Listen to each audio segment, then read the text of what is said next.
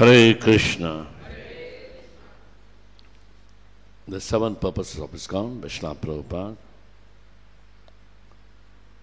Fourth purpose, to teach and encourage the Sankirtana movement, congregational chanting of the holy name of God as revealed in the teachings of Lord Sri Chaitanya Mahaprabhu.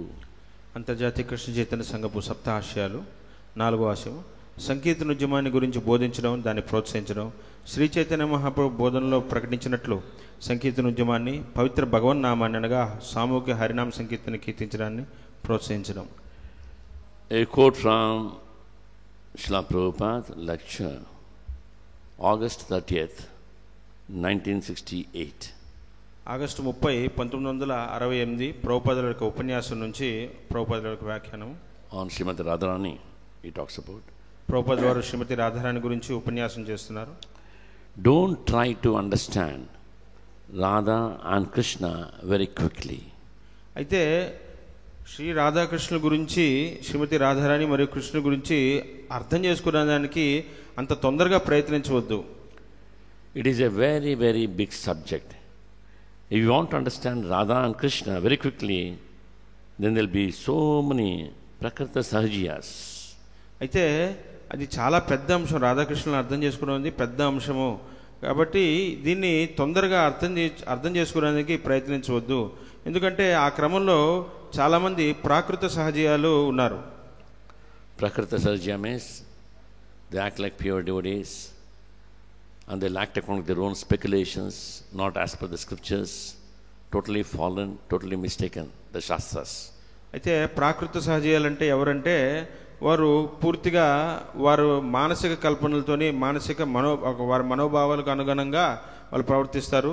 ఒక శుద్ధ భక్తుల్లాగా వాళ్ళు నటిస్తారు. తర్వాత వాళ్ళు తప్పుదారి పట్టి ప్రయాణిస్తున్న వాళ్ళు, తర్వాత పూర్తిగా ఒక దురవగాహన కలిగి ఉన్నవారు. In India, there are prakrita sahajiyas, just like Radha Krishna dancing. Radha Krishna has become plaything. The painting Radha and Krishna, Krishna misbehaving Radha, Radha misbehaving Krishna, these are all nonsense. అయితే భారతదేశంలో ఇలాంటి ప్రాకృత సహజీయాలు చాలామంది ఉన్నారు. వారు ఎలా అంటే వారు రాధాకృష్ణుల్ని అనుకరిస్తుంటారు. వాళ్ళు అనుకరిస్తుంటారు ఎలా అంటే, ఇది ఒక రాధాకృష్ణ యొక్క చిత్రం ఏదైతే ఉందో, ఒక చిత్రలేఖనం అనేది, ఆ యొక్క చిత్రం చూసి వారు దాన్ని అనుకరిస్తుంటారు. ఇదంతా పూర్తిగా చాలా తప్పు అవగాహన ఇది. Radha Krishna philosophy can be understood by the liberated person, not by the conditioned soul. అయితే రాధాకృష్ణుల యొక్క తత్వాన్ని పూర్తిగా మనం ఎవరి నుంచి అర్థం చేసుకోవాలంటే, ఎవరైతే ఒక ముక్త జీవుడి నుంచి మనం దాన్ని తెలుసుకోవాలి, అంతే తప్పించి బద్ధ జీవుడి నుంచి తెలుసుకోవడం. So we shall await for the fortunate moment when we are liberated, then we shall understand Radha Krishna Praya Vikritir. అయితే మనము ఆ స్థితి కోసం మనం నిరీక్షించాలి, దానికోసం వేచి ఉండాలి. ఆ క్షణం వచ్చినప్పుడు అప్పుడు నిజంగా అట్లాంటి ఒక శుద్ధ భక్తుడు, ఒక ముక్త జీవుడి నుంచి మనం అర్థం చేసుకోవచ్చు శ్రీ రాధాకృష్ణ యొక్క తత్వాన్ని. Prabhupada says here, it is not possible to understand Radha and Krishna unless you are liberated. అయితే ప్రభుపాదులు చెప్తున్నారు, మీరు ముక్తి చెందే స్థితికి వస్తే గానీ మీరు రాధాకృష్ణుని మీరు అర్థం చేసుకోలేరు. That means actually we have not understood Radha Krishna, but we are in the process. Prabhupada said, do this, do this, do this, Vaidhi Bhakti. We are in the process. By the mercy of Guru and Krishna, one day we may understand about the glories of Shri Radha and Krishna. అయితే దీని అర్థం ఏంటంటే ప్రభుపాదులు ఇక్కడ చెప్తున్నారు, మనం మన యొక్క వ్యవస్థలో ఉన్నాము, మన ఒక సాధన పద్ధతిలో వైదిక భక్తిలో మనం వస్తున్నాం. ప్రభుపాదుల వారు మనకు సూచనలు ఇచ్చినారు, ఇది చేయండి, ఈ సేవ చేయండి, ఇట్లా ఈ రకంగా అర్థం చేసి ఈ రకంగా మనం ఈ పని చేయండి, ఈ పని చేయండి అని మనకి సూచనలు ఇవ్వడం ద్వారా, ఆ సూచనలు మనం అర్థం చేసుకొని దాన్ని మనం అనుసరించడం ద్వారా ఒకరోజు మనం రాధాకృష్ణ యొక్క తత్వాన్ని అర్థం చేసుకోవచ్చు ఆ ముక్త స్థితికి వచ్చినప్పుడు. They are not on the middle field. Try to understand this Jiva Goswami's analysis that Krishna is the Supreme Brahman. The Supreme Brahman cannot be anything material. So Radha is not in the middle field. She is also transcendental. అయితే రాధాకృష్ణులు ఎవరు, వారు భౌతికమైన స్థితిలో లేరు. దాన్ని మీరు అర్థం చేసుకోండి. ఇది స్వయంగా జీవ గోస్వామి వారు ప్రతిపాదించారు. శ్రీకృష్ణ భగవానుడు దేవాదేవుడు, ఆయన ఎవరు? ఆయన పరబ్రహ్మం. అని పరబ్రహ్మం అంటే ఈ భౌతిక స్థితికి పూర్తిగా అతీతులైన వాడు. అదే రకంగా శ్రీమతి రాధారాణి కూడా ఆ స్థితికి చెందింది. This exchange of feelings between Radha and Krishna is very difficult to understand unless one is elevated to the platform of pure goodness. Even in goodness we cannot understand. One should cross the three modes, Daiva Prakriti. Then only we can understand Radha and Krishna. This is very difficult.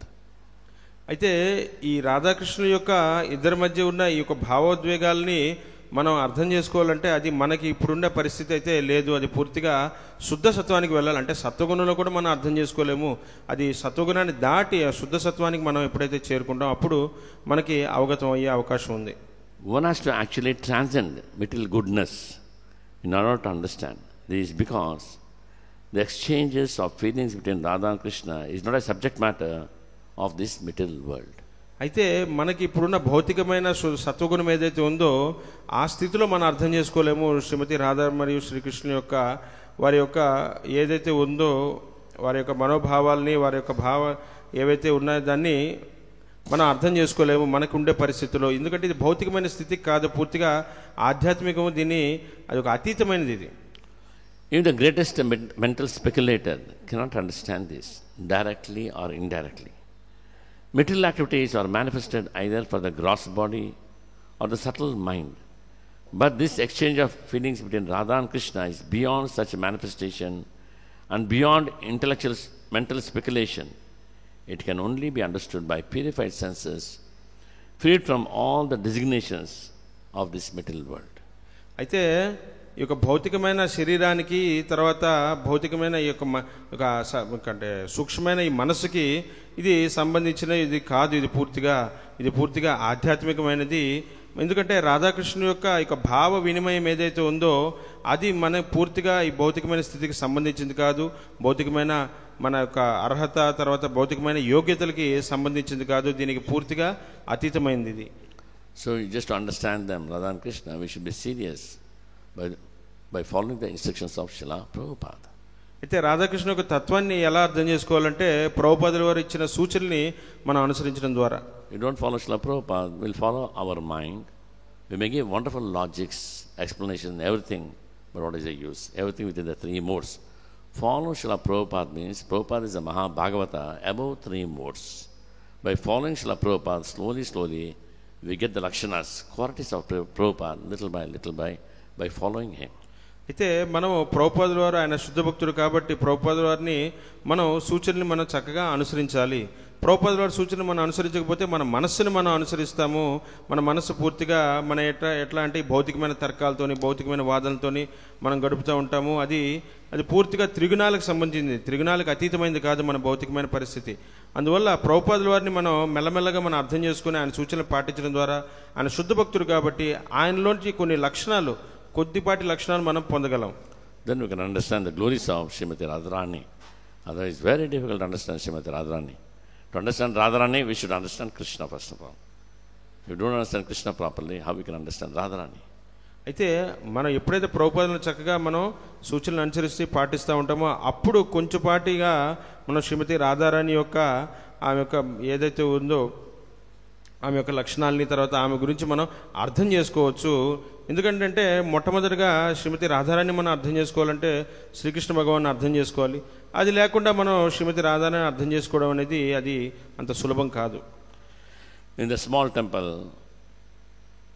in the mid-90s, one of our devotees was chanting, Radhe, Radhe, Radhe, Radhe, Radhe, Radhe. There is one Maharaj from Malaysia, Rajendra Swami. He came from the back and gave one tap on his head. Pat, he gave a blow. And he said, stop it. And he said, are you qualified to chant Radharani's name? Fool, be careful, he said. అయితే ఒకసారి చిన్న మందిరంలో, ఈ మందిరం చిన్నగా ఉన్నప్పుడు అయితే ఇక్కడ ఒక భక్తుడు ఆయన నిరంతరం రాత్రులు కూడాను రాధే రాధే రాధే రాధే అని జపం చేస్తున్నాడు. అయితే ఒక మహారాజు కీర్తనలో ఆయన ఆ కీర్తనలు ఏం చేస్తున్నారంటే రాధే రాధే రాధే అని రాధారాణి యొక్క నామాన్ని ఆయన జపిస్తున్నారు. ఆ సమయంలో ఒక బ్రజేంద్రనందన్ మహారాజు ఆయన ప్రభుపాదుల వారి శిష్యుడు ఆయన రావడం జరిగింది. వచ్చి వీపు మీద ఒక్కటి గట్టిగా ఒక దెబ్బ వేసి నీకు అసలు యోగ్యత ఉందా, అర్హత ఉందా శ్రీమతి రాధారాణి యొక్క నామాన్ని జపించేదానికి? Fool, be careful. Don't chant. You want to chant Radharani's name? You chant Gauranga. గౌరంగా గౌరంగా గౌరంగా గౌరంగా. గౌరంగా. So then Radhasmi, we chant Radharani's name. Others generally we keep away. We chant Hare. Hare means Radharani. Hare Krishna, Krishna Krishna, Hare. Hare Rama, Rama Rama, Hare. Even we are not qualified to utter her name. Just imagine. అయితే మన నిజానికి రాధారాణి యొక్క నామాన్ని మనం ఉచ్చరించేదానికి కూడా నిజానికి మనకు ఆ యోగ్యత అనేది లేదు. అందువల్ల మనం అక్కడ మహారాజు గారు చెప్తున్నారు, మీరు రాధారాణి యొక్క నామాన్ని మీరు జపించాలంటే అంతగా మీరు గౌరంగా అనే నామాన్ని, గౌరంగ మహాప్రభు యొక్క నామాన్ని మీరు జపించండి. లేదా మనకి హరే కృష్ణ మహామంత్రంలో హరే అనే శబ్దం ఉంది, శ్రీమతి రాధారాణి సూచిస్తుంది కాబట్టి హరే కృష్ణ మహామంత్రం కూడా చక్కగా మనం జపం చేయవచ్చు. హరే కృష్ణ. అన్ని వాంఛలను తీర్చే కల్పవృక్షం లాంటి వారు, పతితులను ఉద్ధరించేవారు, కృపాసాగరులైన వైష్ణవులందరికీ నా గౌరవపూర్వక ప్రణామములు అర్పిస్తున్నాము.